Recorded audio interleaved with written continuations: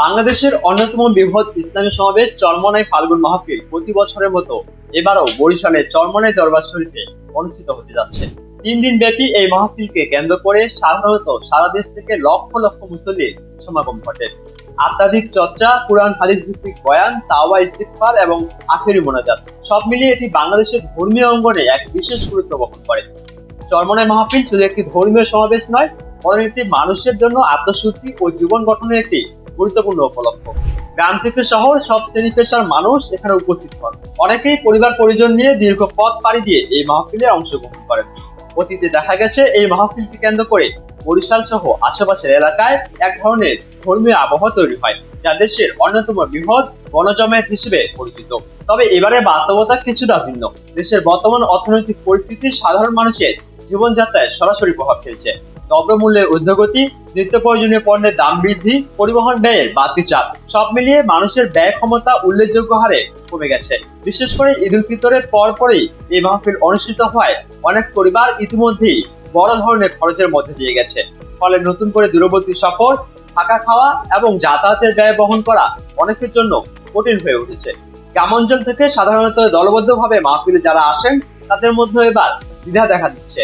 আগের মতো সহজে গাড়ি ভাড়া করে বা সম্মিলিতভাবে যাত্রা আয়োজন করে অনেক ক্ষেত্রে এবার তা সম্ভব হচ্ছে না। অনেকে বলছেন ইচ্ছে থাকলেও বাস্তবতার কারণে এবারে যাওয়া সম্ভব নাও হতে পারে। এতে স্বাভাবিকভাবেই সমাগম কমে যাওয়ার আশঙ্কা তৈরি হয়েছে। এর পাশাপাশি আন্তর্জাতিক পরিস্থিতিতেও এক ধরনের চাপ সৃষ্টি করেছে।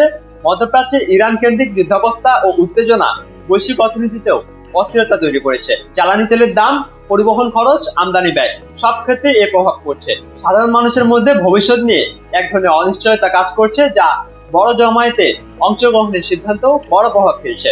চরমনাই কেন্দ্রিক বিভিন্ন প্রতিষ্ঠান যেমন চরমনাই মাদ্রাসা, মুজাহিদ কমিটি এবং বাংলাদেশ কুরআন শিক্ষা বোর্ড এসবের কার্যক্রম পরিচালনায় এই মাহফিল অত্যন্ত গুরুত্বপূর্ণ ভূমিকা পালন করে। বলা যায় এই মাহফিলের উপরেই এসব প্রতিষ্ঠানের বড় একটি আর্থিক খাত নির্ভরশীল।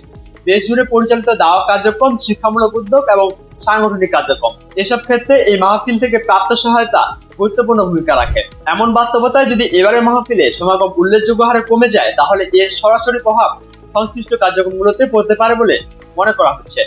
দান অনুদানের পরিমাণ কমে গেলে বিভিন্ন প্রকল্প ও কার্যক্রম পরিচালনায় চাপ তৈরি হওয়ার আশঙ্কা রয়েছে।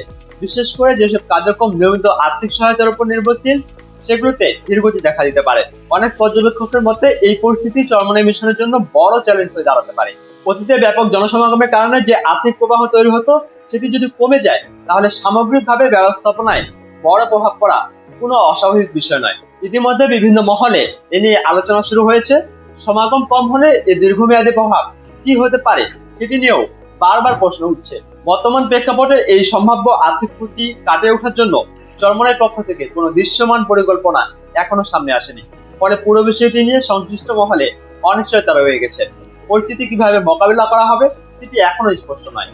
সব মিলিয়ে একদিকে ধর্মীয় আবেগ, ঐতিহ্য ও মানুষের আধ্যাত্মিক আকর্ষণ, অন্যদিকে অর্থনৈতিক সংকট, ব্যয় ক্ষমতা সীমাবদ্ধতা এবং বৈশ্বিক অস্থিরতা, এই দুই বাস্তবতার মধ্যে দাঁড়িয়ে এবারে চরমনাই মাহফিল অনুষ্ঠিত হতে যাচ্ছে। অতীতের মতো ব্যাপক জনসমাগম হবে নাকি বাস্তবতার চাপে তা কমে যাবে, এটাই এখন সবচাইতে বড় প্রশ্ন হয়ে উঠেছে।